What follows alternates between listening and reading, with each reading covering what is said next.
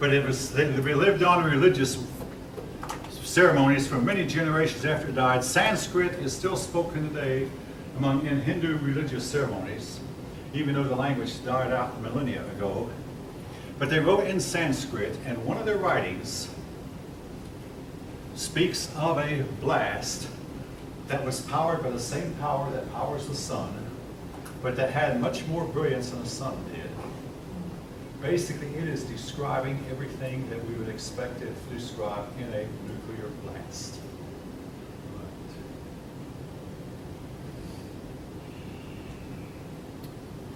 This morning's class came alive about this time. I mean, if you don't want to come, I'll tell you something. I've had some 20 years to think about this. And again, that's why I don't think it was a flood. I don't think it was a volcano. Oh yeah, there's no evidence of volcanic activity in the area, unlike Pompeii, Italy, where there is a volcano nearby. What there is in Mohenjo-Daro is a blast area, and then the other buildings are in the blast area intact. According to the written records, the people were warned to leave, and most of them did. That explains, folks, why you only find about 42 skeletons. To me it does, anyway. And the ones who didn't leave got killed, and it had explained even why the animals had enough sense to not come in and gnaw on the bodies. Yes? What do you think the blast could come from? The blast? Target. All right, that's you make me tell it now. I was going to save it for a few minutes. If you read the Vedas, there are 4 Vedas, including the ancient one, the most important one. I mean, again, religious people consider the older documents to be better than the newer ones. The Jews do that, the Christians do that. Older is better. Older is probably closer to where the time of the God. The oldest Veda is the Rig Veda. Now, folk, I've done something I've never done before. You go to your iCollege, and you will find a link, just one link, to the subject of Vimanas. That's a foreign word. I'm going to write it in cursive. V-I. Vimanas. All right, this is mythological. They are the chariots or the dwelling places of the gods. But the Indian people not only described them, they were airplanes, they were spaceships. They could travel to the planets, they could even travel to distant stars. They had the ability to go underwater and come back up, something we have not managed to do with our airplanes. All right, again, look it up. Now, I've been saying for years that the Indian Vedas contain references to flying equipment. But they say, oh, this was the gods. Yes? So, back then, a lot of people used more rainbow. So I feel like they did have those types of technologies and stuff, because how did the pyramids get made? How did all the things that we have now get made without, like, math and all the science that we have now? Nobody can say how it came. So, not that they had more. Well, the that Hindu they people, used, let me tell you something. The Hindu people recently gave to CERN. Now, CERN is the big nuclear collider between Switzerland and France that's discovered recently, a few years back, the Higgs boson, which is supposedly God particle, from which any of you know what I'm talking about. CERN gave the statue of Shiva. Shiva is an Indian goddess with 4 arms. And they said, everything that you're doing, we've already done. Okay, they said it. Now, okay, I'm hesitant because this is a state school. We're going to pull the passage of the Bible. Quote, there is nothing new under the sun. Everything that we see today has already been in olden times. Everything that they did, we've forgotten about, and then what we are doing today will be forgotten about by future generations. I'm quoting from the book of Ecclesiastes, written by Solomon, who we talked about. Some of you might have, yes. I'm sure at some point, like, did we start out with all the knowledge? Because that's the only way that makes sense. We started out, the first man who existed could look at an animal and name it. whatever name he gave, we couldn't do that. Hardly. Now, there's a few people who still can look at a telephone book, look at a page, close a page, and tell you every name and number that's there. A few of us who have that ability. And a few of us have, well, there was a movie came out not too long ago about a woman, a black woman, who could do mathematical equations that nobody else could. Hidden Figures. I had to put part of that movie, but then my scene was cut out, so. I didn't know I'd carry on about. I mean, I've taken part in a few movies, but the one I really am on is The Killing of Reagan. You'll see me there if you look right about. I'm there in a scene where Reagan is actually shot. Yeah. Mhm. But anyway, The Killing of Reagan. Reagan did not die in that shot, by the way. But, he died later with more natural causes. But anyway, folk, there's quite a bit of evidence that the Earth went through a nuclear holocaust back yonder. All right. And one thing that impresses you if you start looking at the bodies and souls, whether it be Mercury, the Moon, almost all the asteroids and Mars, they're filled up with craters galore. And Mars, we know, once had liquid moving water and oceans. Venus appears to have once had oceans. Today it's 800 degrees Fahrenheit. What happened? Okay, I'm getting no, I'm not really off the subject, no. But anyway, there appears to have been. Now, we look on these stories of mythology, but I want to remind you of something. Every ancient group of people begins its history with stories that today we think of as myths. We dismiss them as mythologies. And I've got some history charts at home, and I say on a period of reliable history. Now, all this before we don't consider reliable. But here's where reliable history begins. Look at Scottish history. Period of reliable history begins at a certain point, around 900 or so. The period of reliable Scottish history begins. Look at Sumer. Period of reliable history begins. These other mythologies that involve gods and whatever, we don't believe. All right. Anyway, now, something else that I must mention before I move on. The original god of the, oh, by the way, Hindu, the word Hindu. It not only has to do with their religion, but has to do with anything that has to do with India. In other words, the people are Hindu, even if they're Buddhist in faith. If they're from India, they're Hindu. We often, most of the time, when we use the word Hindu, we're talking about the religion of the majority of Indian people. But the word Hindu has to do with anything of India. But now, originally it appears that the original god of the Hindus was Deus. And I had someone ask, well, he was god of what? Well, the answer is he was the one original only god at the time. Apparently it looks like that, and there's evidence for this, not every scholar will agree, but originally all mankind was monotheistic. Then people abandoned monotheism in droves. Then a certain small group of people took it back up, and eventually monotheism became practically the only religion of Western peoples. But anyway, Deus was their original god, and as was the case of Shangdi, when we talk about in China. Now, oh yeah, you run into this D as in Dios, Spanish God, word for God, or deity. Dios is related to the Greek word theos.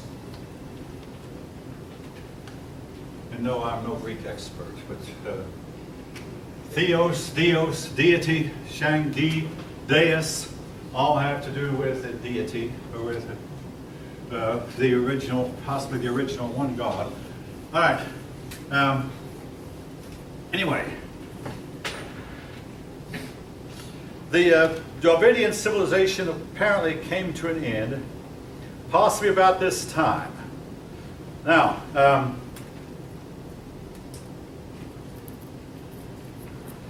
into this scenario comes a group of people called the Aryans.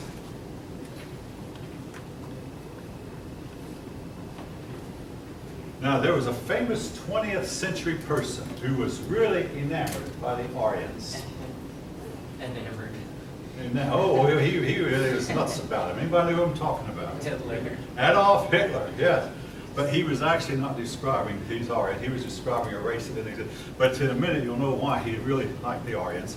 There were 4 groups of people, folk, that I talked about that came down south around 1800 BCE. It might have been due to climate change. The Greeks, the Romans, the Persians, and the Aryans. The Aryans settled in India. We at one time, in fact, when I first taught here, I taught what I was taught, that the Aryans defeated the Dravidians and conquered them. But now we are thinking, your book mentions this, that perhaps the Dravidians were already super weakened, and the Aryans then had no trouble at all coming in and just taking over. Now, we know that they took over the indigenous people. The Aryans being Indo-European. Now, folks, let me warn you, this is going to get racial. In no way do I intend to promote racism, but racism is a big part of the story, and I cannot sweep it under the rug. It's very important in this history. The Aryans were white, and they looked on themselves as being better than the black population of India, and therefore they looked on themselves as being the only worthy overlords. So they became India's kings and India's nobility, and they put the local population down and made the local black population subservient. And this may explain why Adolf Hitler liked them, because Hitler believed in the master race also. And the Aryans considered themselves to be a master race. All right. Again, it's an ugly part of history. Racism is not just confined to North America. The Indians had it all the way down through. And, of course, now if you talk to an Indian man today, he'll say, oh, we don't do that anymore. But yes, secretly, they still are. Now, the Aryans would turn over in their grave if they knew what I'm about to tell you. The Aryans started out white, but over time, their descendants became black. Now, folk, it was not that the bright Indian sunshine darkened their skin. I'm surprised many college students do not know that acquired characteristics cannot be inherited. I mean, if you're white and you become sunburned, you don't pass that sunburn on to the next to your offspring. I mean, they conducted an experiment one time to see how many generations it would take for mice to lose their tail. So they took a colony of mice and cut off their tails. Cut off every mouse's tail for 50 generations. And the 51st generation, the tails were just as long and useful as had been originally, because the acquired characteristics of losing a tail cannot be passed down. I'm surprised, but anyway, so it wasn't the bright sunshine. It wasn't something in the Indian soil that made them turn black. The Aryan white people intermarried with a local native black population, and over time, they got darker and darker. And again, their white ancestors would probably roll over in the grave, but they still had, and again, I've got to teach the facts now, just facts. And they believed the whiter you were, the less black you had, the better you were, and the more black you had, the more lower you were. Now,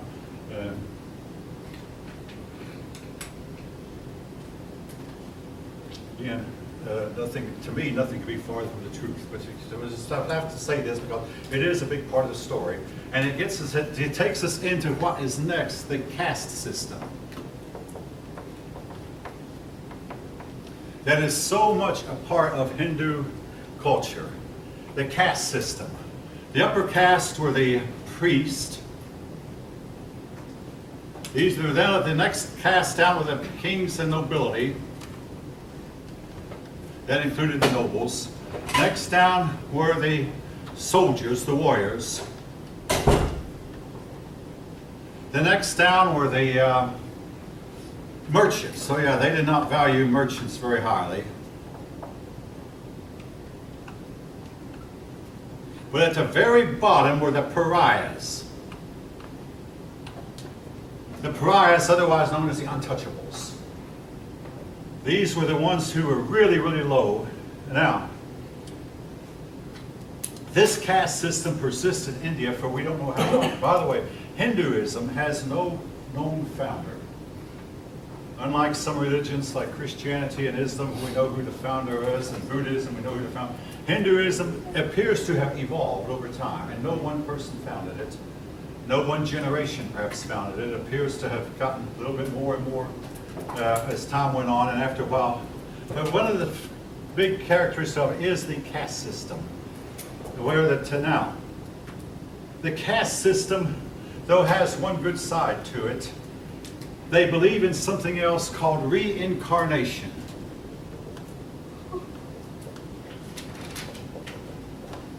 Reincarnation, that means when you die, you'll come back again. Now, we had a famous American general in World War II who believed in reincarnation. Anybody know his name? Was it Patton? General Patton. Excellent. General Patton believed in it. Don't ask me why. Anyway, now, they believed then that these low pariahs down here, if they were good at pariahs, they might move up. But for a pariah, the move from the lower caste to the ultimate state of reality, or Brahman, which was the high, Brahman people who achieved, did not come back to earth anymore. They had achieved the highest, they were forever in a state of bliss, you might say. But the pariahs would have a long path toward Brahman. The priest might not have such a long path. Now, not everybody is good. And they believed that even if you were a warrior or a king or even high up and you were bad, you might come back as a doleful creature. You might come back as a snake, or as an insect, or as a cow. But this belief gave them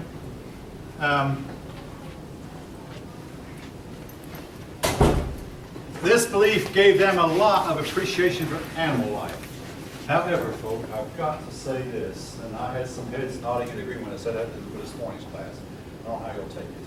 I have noticed that people who have a lot, and I mean a lot of love for animals, much too often have a cold-hearted attitude toward human beings.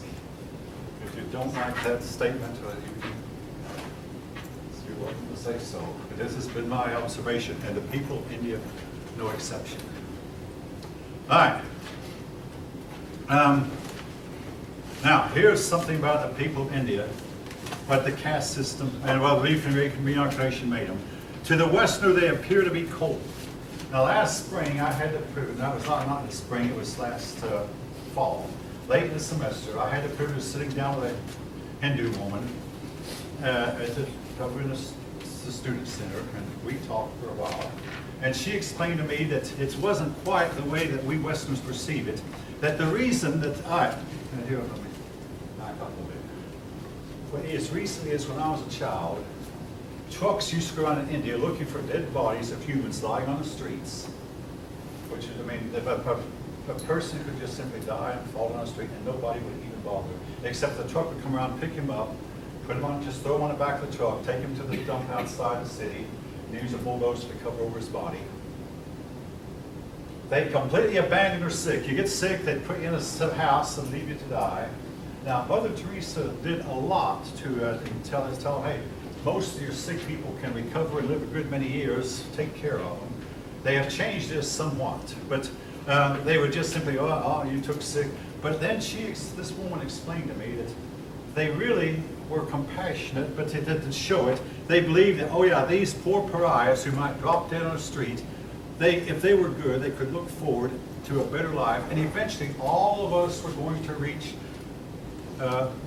Brahman. Now, for some of us, it would take longer than others, but we were all going to reach a state of Brahman anyway, so what happened in this life really didn't matter, because it all was going to turn out to be good in the end. And by the way, Adolf Eichmann, who was in charge of the Jew department during World War II, Hitler's Jew department, and helped kill 6 million Jews, believed the same thing. He said, why? I did those Jews a favor. He believed that everybody went to heaven when they died, and there was no punishment in the afterward. So he believed it. He said one time, well, if we could know what was on the other side, we'd all commit suicide to get over there. I do not recommend that, folks. Far from it. But nevertheless, this is what they believe. Now, the actions in this life that determined what you were in the next, what you become in the next life, is called karma. The karma, actions in this life that determine whether you'll go up in the next life or down. Now,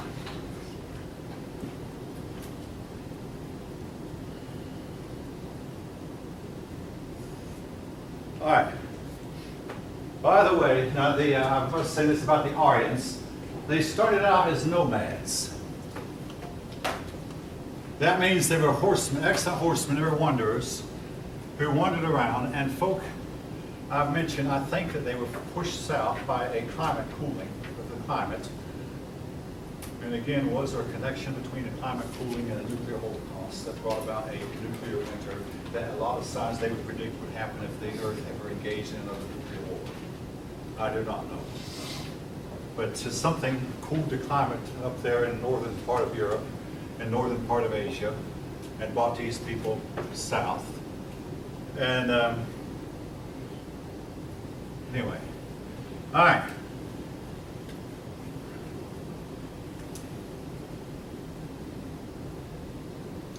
Okay, now away from religion for a little bit. I promise you we're going to get back to religion because it's a big part. But back to their political history. After the Aryans came in, there were hundreds of years went by, during which time India was mostly disunited. But we're going to skip over that and come to another man, Alexander the Great.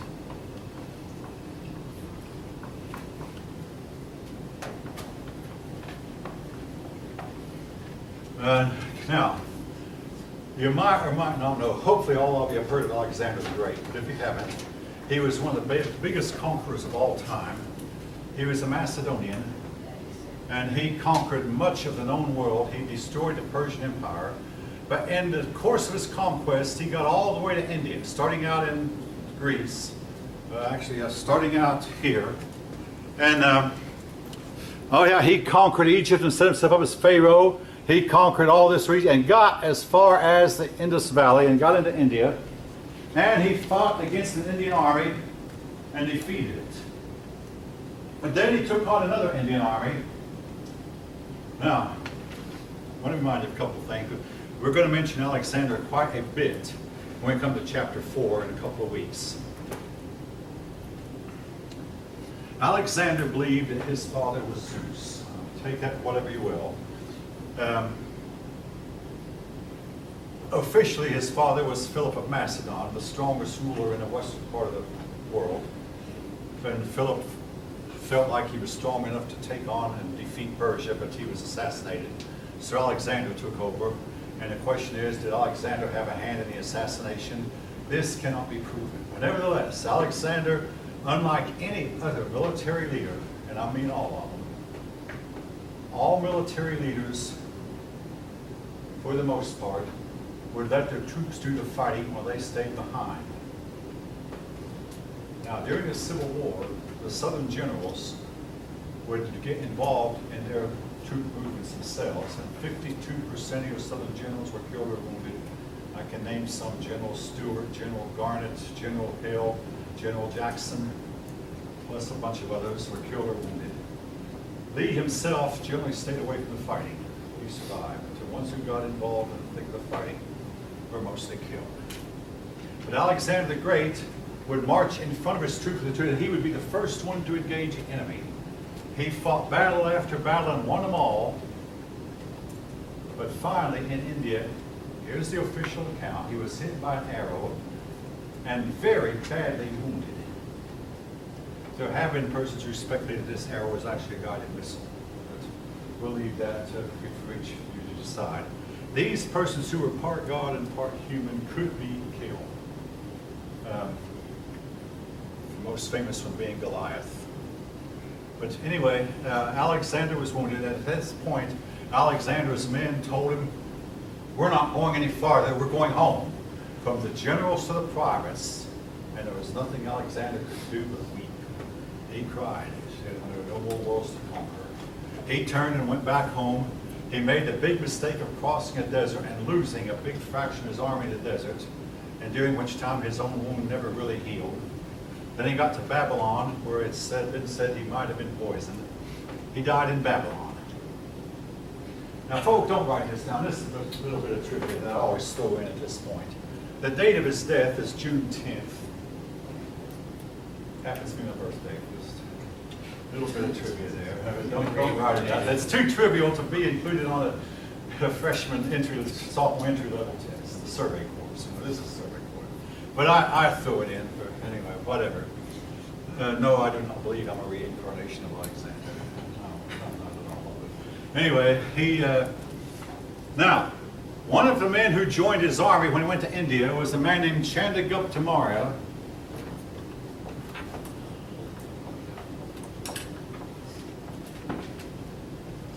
He founded the Mauryan dynasty.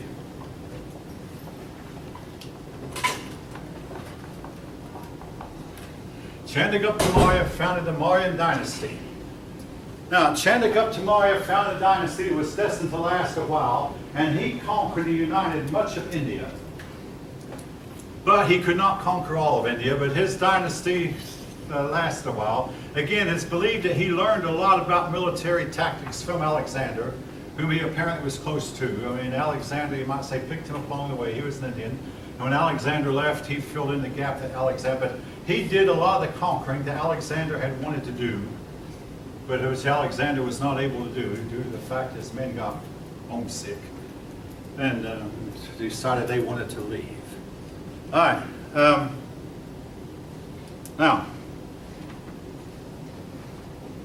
India was to go through a period of time called the Rule of the Fishes.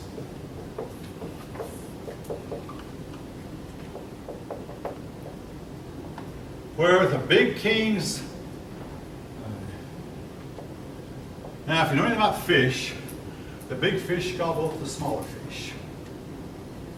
Remind me of a video I saw when I was a young man about this bully. And this bully would just gobble up weaker people. But he had a dream one day, and in the dream he kept hearing a song. He was a big fish, oh yeah, he was a big fish. And it showed big fish, he was the big fish eating up all the little fish. And then he was a big fish, oh yeah, until a bigger fish came his way. That big fish came up behind him and swallowed him whole. And he woke up terrified of the dream, and he basically quit his bullying. Anyway, everybody runs into bullies from time to time, and none of us will admit that we were, but I have to be honest with you. When I really didn't think about it, there were times when I was all right, but anyway, we all have problems with our nature. All right, I'll leave that. It's not pleasant to think about. Now,